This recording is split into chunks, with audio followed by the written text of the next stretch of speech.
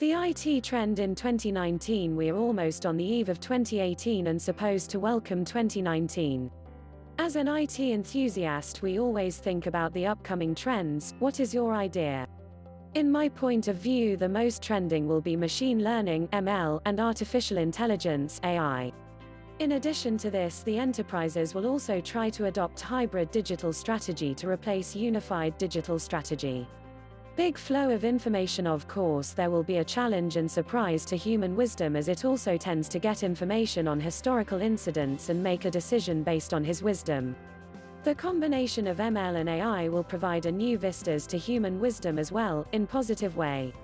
Stronger data privacy. Consumer data protection will be a great concern in the coming year and certainly will compel enterprises to rethink about their digital strategy in tandem with General Data Protection Regulation (GDPR). Zadkovis Solutions always seeks opportunity to head IT trends, and envisaging the future has a competent team to fulfill your data security, machine learning and artificial intelligence needs.